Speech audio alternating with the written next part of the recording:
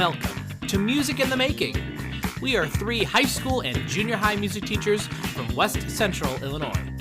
Each week we will talk about our experiences in the classroom, community, and personal lives too. We're no experts by any means, but any help we can provide to our audience of music friends is why we pursue this new venture. Please welcome your hosts, Lisa Hallen, Art Martinez, and Kevin Ferry. Like, I've got my AirPods in, and when you've got your AirPods in, the boing Right. comes over, right? Okay. And so, like, I'm usually mowing the yard, or like Yeah. What boing are you talking about? my text message. Episode 1. I heard that. Yeah, It's like and iconic. So I'm mowing the yard or whatever, and I hear boing. I'm like, oh crap, somebody's texting me, and then it's you guys. It's Ferry's phone, and I'm like, Blah, blah, blah. Yeah. Don't care for me. Oh, I gotcha. you can pull mine around if you want to. This is so much work. But I will. Are you recording right now? Yep. Okay. Hit the stop record. Because he wants to get all this. I was going to say, I don't know how to do that. Inappropriate Then I was like, now before. I'm supposed to teach that class. You're supposed to what? I was going to just be like, I don't know how to do that. And then I was like, wait, no. She I teaches a production teach class, The class and that she- I was just talking about doing that. Well, anyway, welcome back, everyone, to another episode of Music in the Making. We're so glad to see that you guys survived a week. We survived week 2, and boy, it was. I don't know. I think it went by. This week was way better. This Oh, week yeah. was way better. We got Agreed. a lot done, and the kids were way more focused. We had more time in class, which was really, really good. Oh yeah. Because it was cooler outside. Oh yeah. It was 1,000,000 degrees. Very Yeah, hot. how was it on? I'm sorry. Let's introduce our guest. My bad. Oh, sorry. Okay, sorry. Well, so we actually have a guest with us today, Mr. Nick Dilley. Say hey, Nick. Hey, Nick. Hey, Nick. Hey, Nick. Okay. We'll get into his story in a little bit, but we definitely want to welcome you. Okay. Thank you. He's Thank you a very long-time listener, of course. He's Long-time listener, and first-time guest. And he paid about $1 million to be on here, so right. we're like, oh, we can't deny that. Of course, we'll take that. So. And he is an expert. We just made a reference. He was like, oh, yeah. And he was like chatting about the episode that happened on. I Oh was yeah, like, for sure. He's a true fan. We a love true our fan, fans. for sure. He So, doesn't email nastygrams to us. Yeah. How was the weather on third floor this week? Third floor was okay this week. Third floor was okay. It was 92 in here last week. Oh, wow. I don't know what it got up to. I'm sure you guys, because as you come up the stairs, it gets hotter and hotter and hotter. It was just ridiculous. But this week was great. We got a lot done. I was so pleased. Today was the first time we've been just working on breathing and tonal memory and different things at the junior high, just that first basic stuff, major triads, major scale. We'd been working on the common theme of Rossethany Powell's The Word Was God. And for junior high this year, it's a district piece for us in District 2. And it's a 4-part piece. Well, like I said, episode or 2 ago, I've got like 20 guys, 20 basses and tenors in junior high choir, which is really, really awesome. So we can split them into bass and tenor. And today was the first time we actually did The Word Was God, not just the melody, in around, stuff like they actually sang their parts, and they got the first section of the piece, which by the time you get to the end of the section, the basses and sopranos are singing octave unison, the same thing over and over again, but the tenors and altos are doing something completely different, and they actually did it. I'm like, oh, well, we're gonna be pretty okay if That's awesome. day 3 we are actually like doing real stuff Oh, for and sure. have a third of a song already done. And so I'm really stoked. High school just has taken off. They are doing everything I've asked them. They've already got one madrigal song pitched through and can do it a cappella. Now it doesn't sound great, but I mean, we got one out of the way week 1, and I just keep checking stuff off the list, and hopefully we get there. The young choir, mixed choir, freshman, sophomore choir, basically starting to work on their second song, and so things are going really, really well. And I'm glad I have all of these different things rather than what are you two working on? Yeah. One thing. Exactly. One thing. Yeah. In case you missed it, Mr. Ferry's preparing to take his singers to IMEC, which is super awesome. So that's our all-state conference. And this is how cool our district is. We talk all the time about how awesome our administration and our community, our school board, and how awesome they are. I just ran by the principal. I said, look, we sing at 8:15 in the morning in a town that's a little over an hour away. Can we spend the night? And he said, well, let me check with the superintendent. And within 10 minutes, I had an answer. Yeah, kids are going to spend the night. Let us know what it looks like. We'll get the bus. We'll do this. We have a basketball game the night before, but the kids will get on the bus after the game, drive to Peoria, so at least we know that they're there. They have a wake-up call at 6 rather than, hey, everybody meet at the bus at 6. Because then you know you're waiting on, Emma Ferry. You're waiting on my kid to get to the bus because she'll be late. So this way I don't have to worry. I can just go around and beat on doors. And well, when we send out the email blast to everyone saying, like, please comment on who you think is going to get called out for this episode.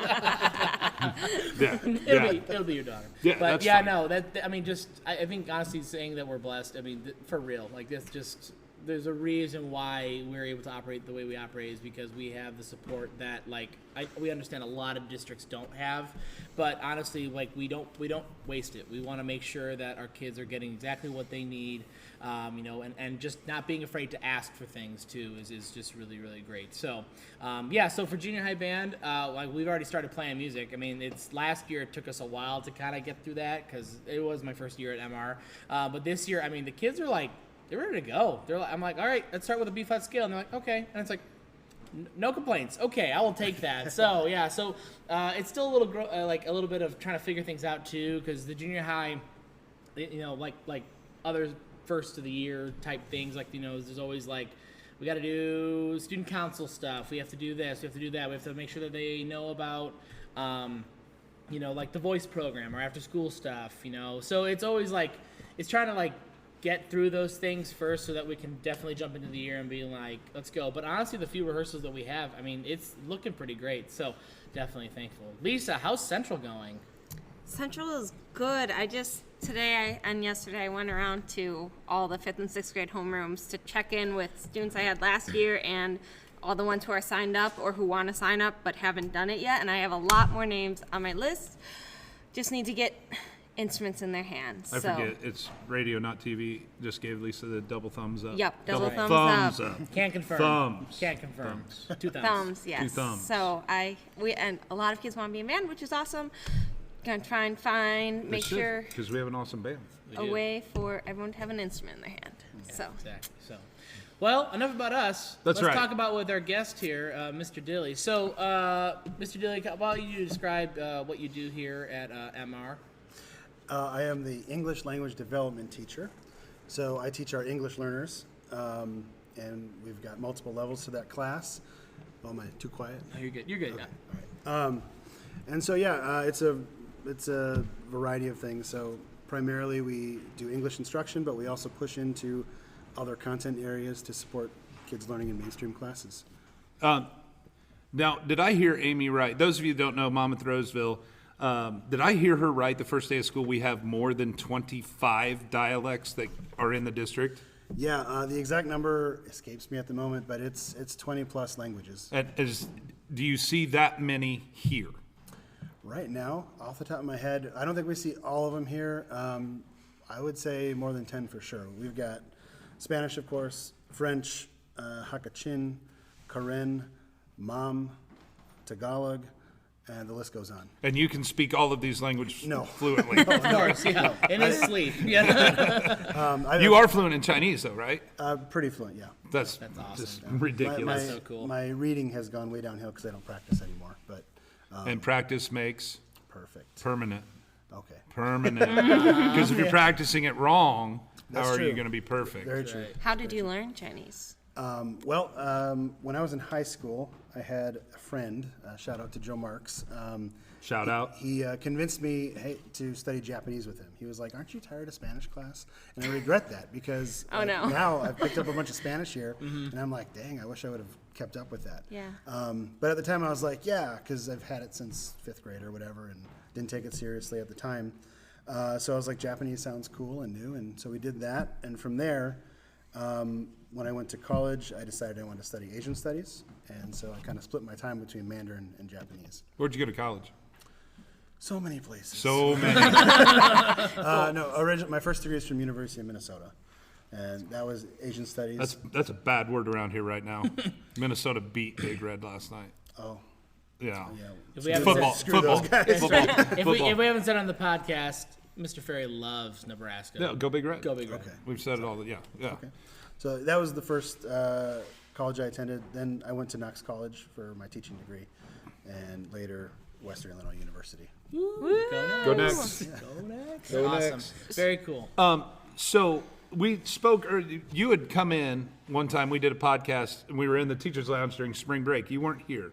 It was the two of us. Lisa wasn't here. It was Art and I and Kat, Yeah. Dr. Mrs. Oh, yes, when I Martinez. so rudely You walked in. interrupted. Yeah, well, that's fine. And then when you left, I think a part of that episode we were talking about finding not only your elementary musicians, what do they do? Like ours plays French horn and plays the trumpet, but they can also sing.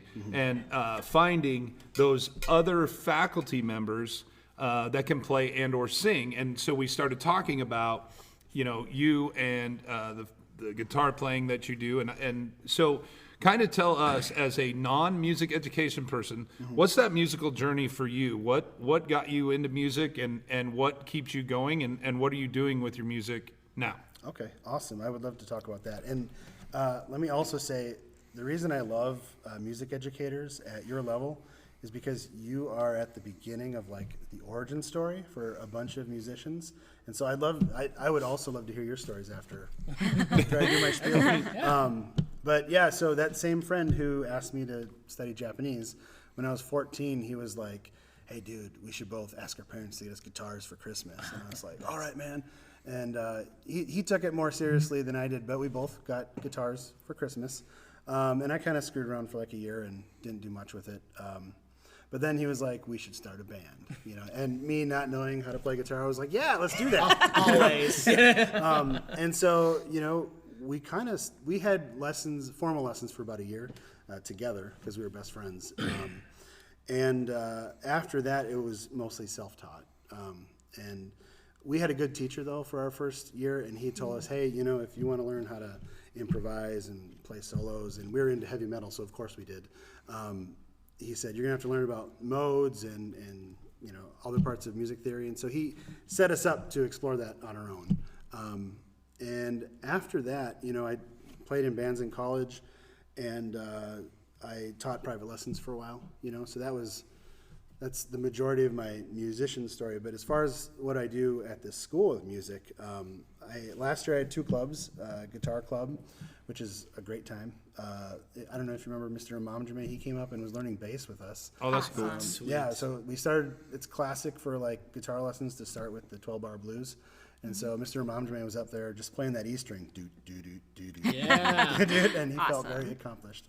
But he did great. And then also the Mixtape Club, which is like a recording club, it's kind of like a labor of love for me, because when I was in high school, I was a musician, but And the mixtape was actually a thing. right. Hey, you know what?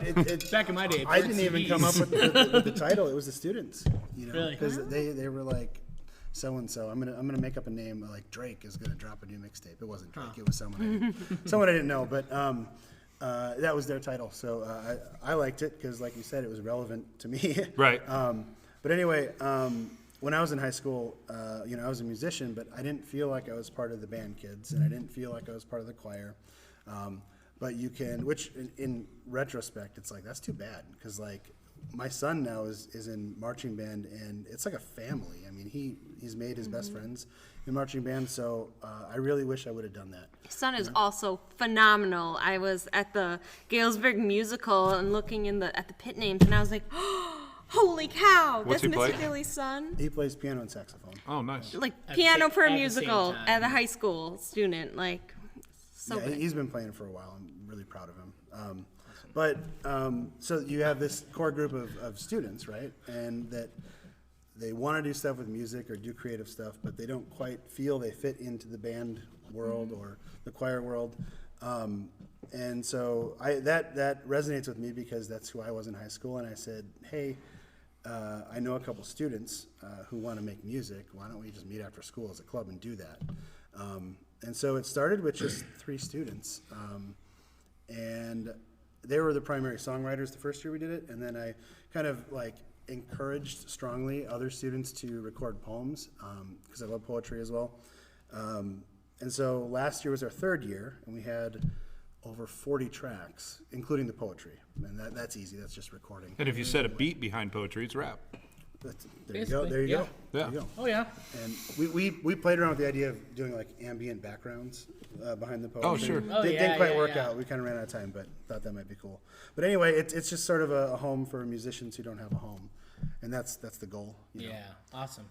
Yeah, I definitely have been talking with Mr. Dilley too, and just saying like, hey, like, do y'all want to like play with a pep band? Because like pep bands usually have like guitars, and I said like, yeah, we're like looking at a couple of like licks from Metallica, and he's like, oh yes, we're doing this. So looking forward to the first email didn't mention Metallica, and then when you sent the Oh, yeah, attachments, yeah. I was like, "For whom the bell tolls, Yeah, yeah. enter Sandman, wherever I may roam." Are you joking? Yeah. Yes, of course. Sign me up. Give him a microphone and a PA system as well, because this guy can sing.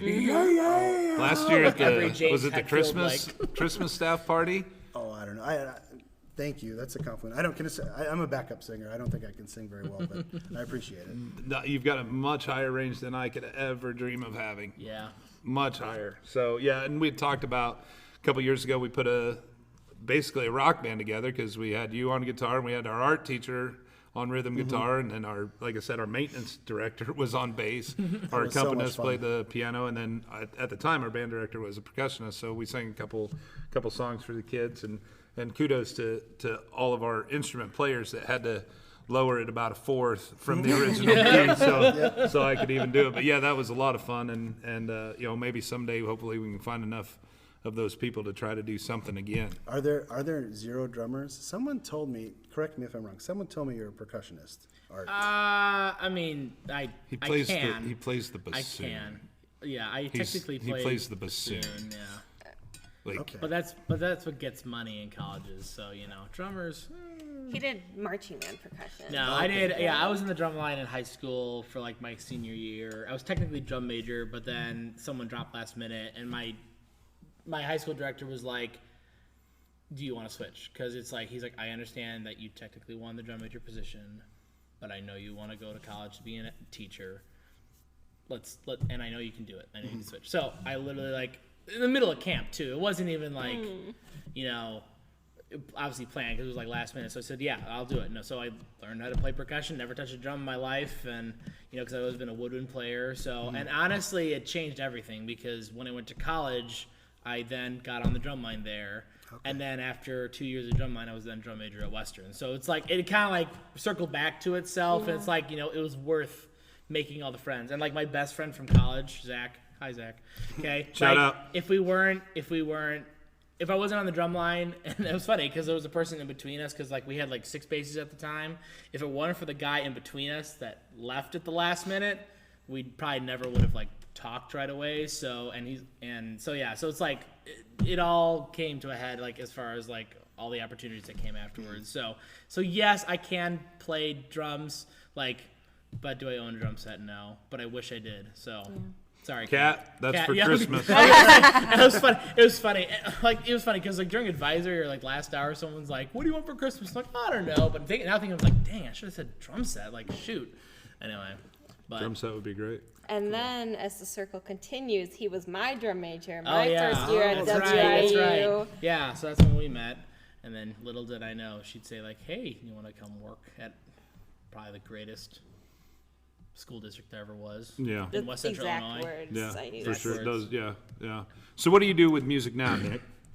For yourself? You got the mixtape club and the guitar club, but what do you do? My outlet right now, musically, is mostly mixtape. If I had more time, I'd be recording songs. I love writing songs. I've got binders of songs that are written out with lyrics and all this stuff, and the time isn't there to sit down and record them.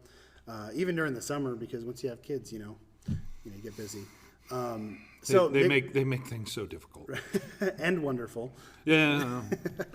Potato. But for me, mixtape is actually really fulfilling in that way too. And how often does that group meet?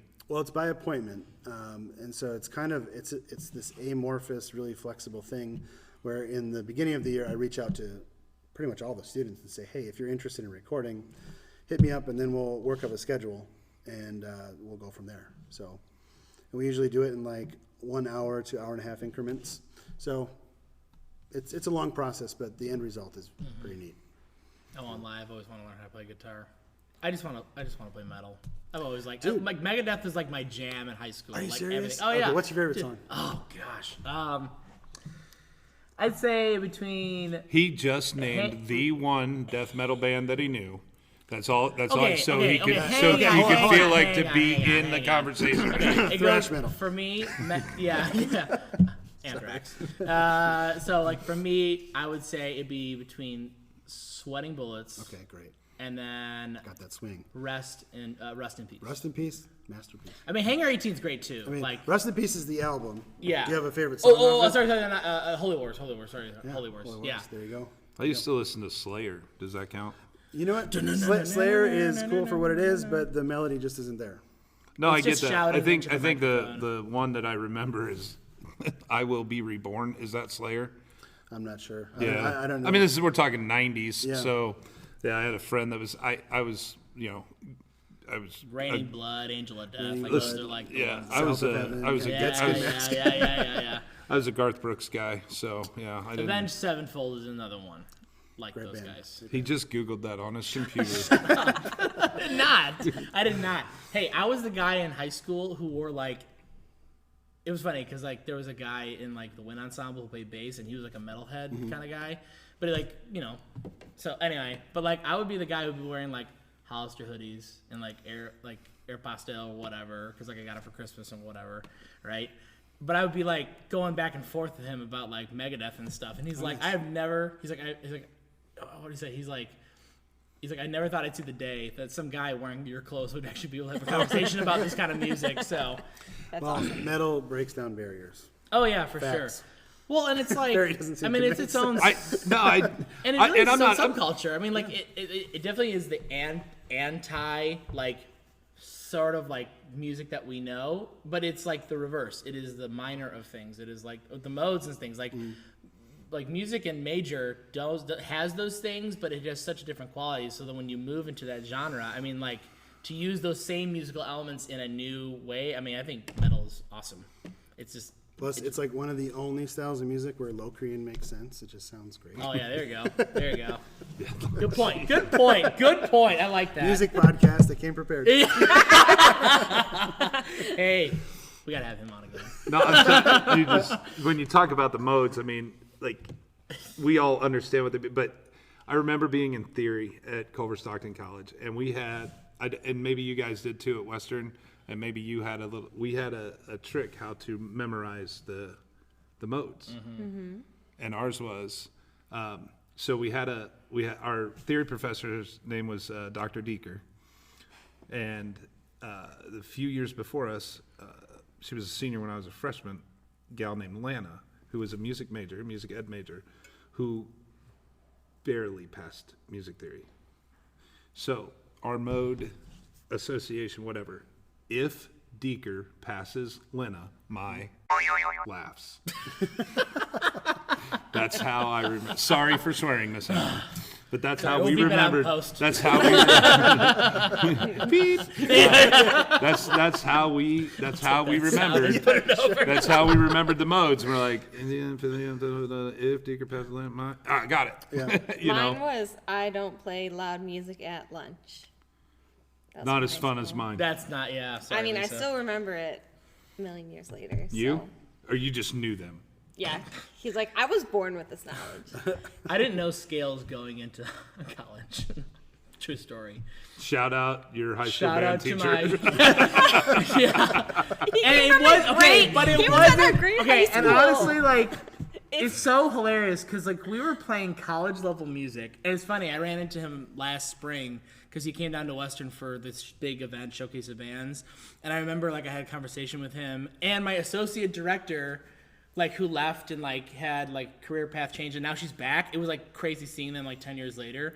And I was like, yeah, I'm like, it's so weird because like we were just here, and 10 years ago was my very first time on Western campus ever. Like I was in Showcase of Bands that year, so I've never been to Western before. But anyway, like I remember I'm like, I'm like naming all these pieces, and he's like, we don't do that anymore because he's like, I don't know what I was thinking back then, but like we were playing college level stuff.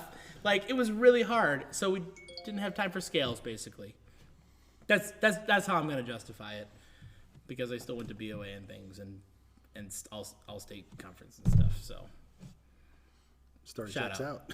out. Shout out, not a diss. Sorry, Brian. You know, we're gonna get in a lot of trouble, right?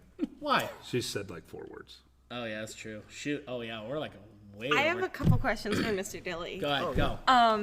Going back, number one, he just does such a fantastic job with his students. I've had a lot of them in my piano classes, which is awesome, and he's just so good about checking in. And anytime I have like a question, he's just shout out to your teaching and your students.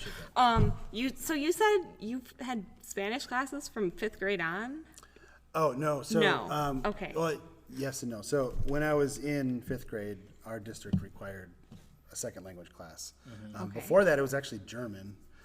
Where did you go to school? In Minnesota, it was a Catholic school. St. Teresa's. Minnesota. Awesome. Shout out to Yeah, Catholic Minnesota. schools. Minnesota. We had that in 7th and 8th grade too. Yeah. For us, it was a required. So like you could take like 2 years of Spanish or 2 semesters or They whatever. don't do that at St. Bede. Yeah. He didn't but- go to St. Bede. St. Bede does have Chinese language classes. Cool. But so then in 5th grade, they switched it to Spanish, and that went through 8th grade. Unfortunately, as we all know, as instructors of teens and preteens, they don't always take it that seriously. And that was the case with me. And I was always fascinated by foreign languages, but just didn't take Spanish that seriously. And then in high school, it just felt like more of the same, even though I was a teenager wasting an opportunity. You know? But yeah, so the classes were there. I just didn't. So having been in language classes as a 5th grader versus adult now, like, are you like, obviously they always say you learn languages better when you're younger. Can you like tell that in your own life? Are you like mad at yourself now for not taking advantage? That's or what's the word? Common wisdom. Yeah. Research, as far as I was exposed to in my graduate degree, suggests that if you are between the ages of 12 and 18, that's the best time to learn. Sure. Instead of as like a really little kid. Okay, so high school is still like, Because your brain is still plastic, right? There's a lot of plasticity, and but you also can understand concepts like grammar a little more easily. But what I have found is, regardless of the age, immersion is one of the biggest things. And I remember there was a teacher, a staff member here, who remarked one day a couple years ago, "You're so interested in language, it's too bad we can't just send you to Mexico for a year to learn language." And I told him, I said, actually, this is like the next best thing. The greatest thing that happened to me during COVID was that at the time I was spending like hours with students in Google Chat, helping them just interpret the instructions. And so at the time what I did was I would whip open Google Translate and I'd translate a phrase, and if I knew I was going to use that again, because a lot of instructions are similar, I wrote it up on my whiteboard because we were required to be here. And I filled that whiteboard up like 3 times, and I erased them as soon as I didn't need them anymore. And I have the ability to look at the grammar and kind of piece it together. And so I was able to pick up a lot of Spanish in that way. So I do regret not working harder younger, but I'm actually super, super thankful for the opportunities that I have here. And I love the kids that I work with. Dude, we're lucky to have you here. Like, Really? I think you're one of the hardest working guys, if not the hardest working guy, absolutely. at least in this building. I mean, it's just insane, all of the aids and tips and things that you give the rest of the staff, the kids. I mean, it's phenomenal. You said something about emergence. I had a friend of mine in college, Paul Minnick, got a semester in Beijing. He didn't know a word. And when he came back, we're like, how long? He's like, 3 days. 3 days, I was good. Like, That's crazy. bathroom, McDonald's, you know, you knew. Only the That's all you essentials. need. Only the essentials. It's in the other order, right? Yeah. So, like, he had, you know, and we're talking about like 1995, 96. So we didn't have all the accessibility that he had a book, you know, Oh my gosh. a book of Chinese. He's like, Yeah, no, so that a didn't lot do of- me any good, but I landed and I was the only one there and it was time to go. He definitely had the right mindset then. Because so if you're trying to learn a language, actually learn anything, but especially language, you need to be open to being corrected. Yeah. You know, and you'll learn way more quickly that way. And you know that applies to instruments as well, or whatever you're trying to learn. You My know? favorite is when students are like, "Don't judge me," and I'm like, "That is what they pay me to do." Hey, don't tell me how to Well, do my job. I mean, and at the end of the day, we are teaching a different language as well. Yeah, exactly. yeah. Exactly. And just that familiarity of we no longer have to say, you know, all good boys do fine and FACE and good boys deserve fudge always, or you know, whatever our little if Deeker passes Lynn my ass laughs or whatever. It's so those are Can I get like a button I can press? Like, That was easy. That'll be. but anyway, so that it just you know, like they you know, my wife teaches grade school students, and it's those sight words, and that's what music is. You know, I see that, and I know that that's an eighth note that is an A, and whatever. And so, in a sense, you know, you could consider us a little bit of a different language. It's obviously not as complex because But at the end Well, of I the day, mean- you're teaching them how to communicate emotions and ideas Right. through a medium, right? Yeah. Well, and also like, I mean, it is a language, really. I mean, unlike actual foreign languages that have maybe multiple words for the same thing, like ours is at least a little bit more consistent. But like Italian is very prominent in, you know, the musical language. So really, they're really getting Italian, you know, ways of saying things, or like why we're describing this way and what it does. But yeah, I mean, it's word association, but it's with sound, not with just saying what it does. You know, it's a practice of doing both. So, well, really quick before we actually wrap it up, Mr. Dilley wanted to hear us how we got to kind of being here really quick. So Well, please, and also start with what got you into music in general, because it's always a fascinating story. Like if I went all the way back, I would like the thing that got me into music was a video game. That same friend who was like, what "Let's video get game? guitars." What video game? Final Fantasy II. Yeah, Oh. yeah. You know it? Oh yeah. fist bump. Oh yeah. Fist bump. Oh yeah. Okay, so the composer for that, Uematsu Nobuo, who's a Japanese composer, I remember sitting there. I was that kid that watched his friend play games, and so I would sit at his house watching him play that, and I was like, "What is this music?" Because it was the first role-playing game I ever saw, and I was like, "This is an incredible story, and this music is so beautiful. It's like moving." And that's when I knew I was interested in music. So Yeah. like, go back to that, guys. I want to hear that. Ba-da-bum-ba-dum-bum. okay, but like here's Bum, there's bum, like bum. this YouTube channel that I love to watch sometimes. It's 8-bit music theory, and he will deconstruct, like he will talk like chords even of like For but- like the Nintendo games, for well, for Mario everything, a Brothers lot and- of stuff, but like definitely the Nintendo stuff is just Zelda so and- complex, and yet it's so simple at the same time. Okay, but like Japanese jazz is like awesome. Like it is really cool. If you've never heard Japanese jazz, highly recommend it. I mean, like it definitely takes like where Nintendo like kind of gets their ideas. It's that style of writing, but like I mean, it's just amazing what they do. But There's a group called Yukai Kenchiku. I'll write it down for you. Yeah. It's jazz fusion from Japan. It's oh yeah, sick. it's just like it's just so cool, so cool. Okay, well I'll go first because I'll make it quick. So none of my family members are teachers. I'm the only one. I have 2 older sisters. One lives between Texas and Miami because it's kind of like work and This is husband and quick. stuff. Second oldest is in Minnesota. It's a fairy. Shout out to Christina. And Where in Minnesota? She's in not Chesapeake Bay, Chippewa Falls. There we go. Okay, Chippewa nice. Falls. Yeah. So Isn't that Wisconsin? or Chippewa Wisconsin. Falls? I don't remember. I don't know. Up there. Up north. Where eh? they say bag, yeah, we say big. Big, yeah. Sorry, Tudor makes fun of me all the sorry time to for that. offend. Sorry to offend our Wisconsin listeners.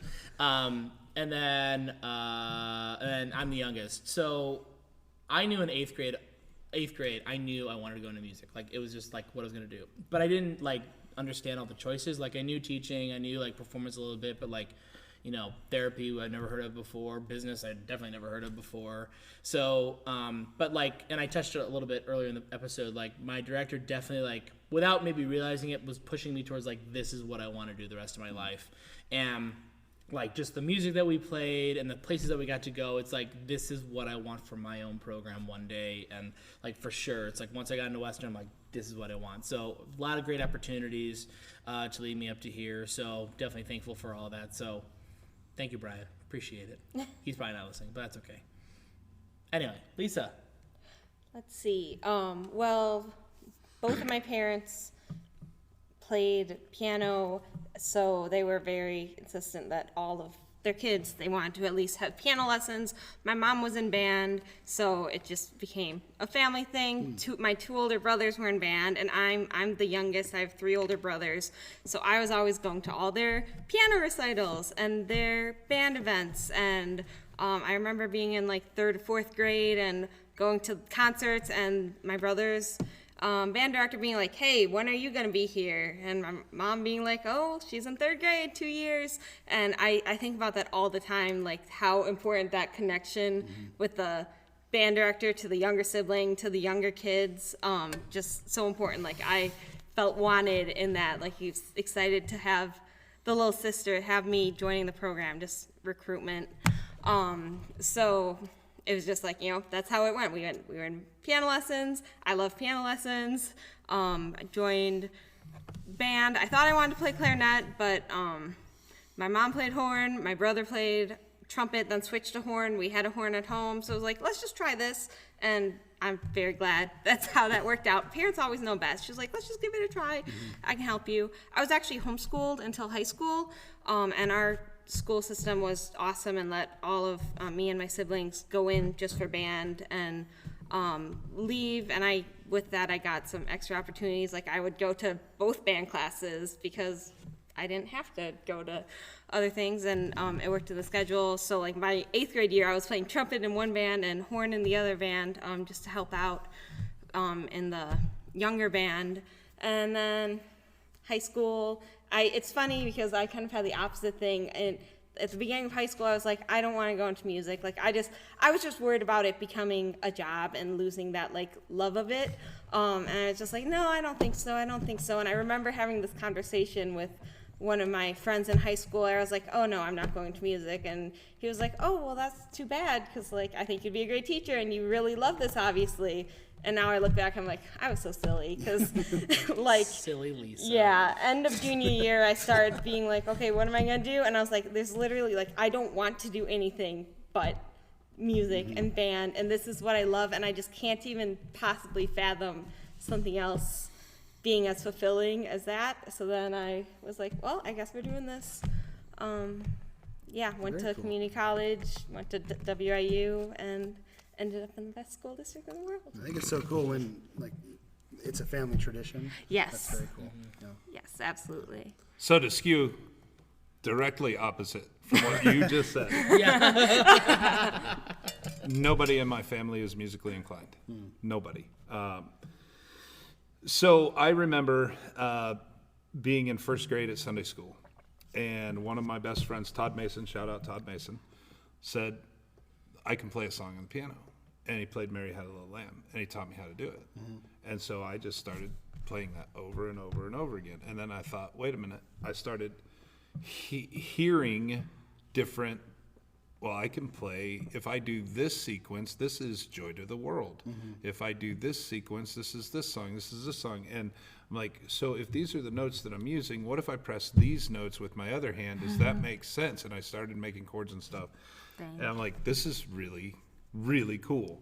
And then so immediately my parents got me into piano lessons. They, you wouldn't know it now with my piano skills, but my parents got me into piano lessons. I took piano lessons. I took voice lessons from early on. Like I could kind of sing, so all throughout grade school, junior high, I was in band and choir. I will tell you, my freshman year of high school, we had a new choir director and the same band director, and I said, I'm not doing choir. I don't want to go teach. I don't want to go to choir and learn from the new teacher. I really, really don't. I just want to be in band. And our band at the time was super, super good. We had just played at Soldier Field the year before for a Bears game. And so I'm like, the band is the way to go. I played trumpet, so I love band. Forget this choir thing. And so I'm sitting in Little did he know. so I'm sitting in study hall because you were either in band, choir, or study hall, and they just rotated days. I'm sitting in study hall, and Ben Willis walks into study hall, and he goes, "Dude, you can sing. Let's go." And I'm like, "No, I'm good." And he just grabbed me and made me go sit down. And it was Paula Helly was our new choir director, who is now my accompanist and voice lesson teacher at the junior high. So, like, if you think about that one day made all the difference in the world in my life. That one stupid day where I'm like, no, I'm not going to choir. And then I meet Paula Helly, who's just one of the greatest musicians I've ever met. She was a great mentor. The following year, we got a new band director, Fred Herink, and what those two people did for me, like how they made me feel, the accomplishment, the hard work, the dedication, the results. I'm like, this is what I want to do for the rest of my freaking life. And I knew that early. Like, and I did a small kid piano recital thing. There were like 4 or 5 of us that took piano lessons from Geneva Thurman. May she rest in peace. She would have a recital, and there were like 4 or 5 of us that did 3 or 4 songs, whatever. And afterwards, I remember a guy coming up to me. He said, "If you could see, would you still be playing baseball?" I said, "Yeah, I'd probably still be playing baseball. I love baseball." He said, "There's a reason God took away your eyes, and it's for you to be in music." And like that has stuck with me all my life. And I'm usually not that big kind of a sappy guy. I do have emotions. You all know that, but usually it's pretty cut and dry, straightforward. But what that guy said to me, that resonated with me a lot. And I'm like, this is what I want to do. And I don't know what else I could do because I have to use my ears so much and I memorize things so quickly. Like this is what I was put on this planet to do. And there's not too many people I think in the world that can actually like make that claim,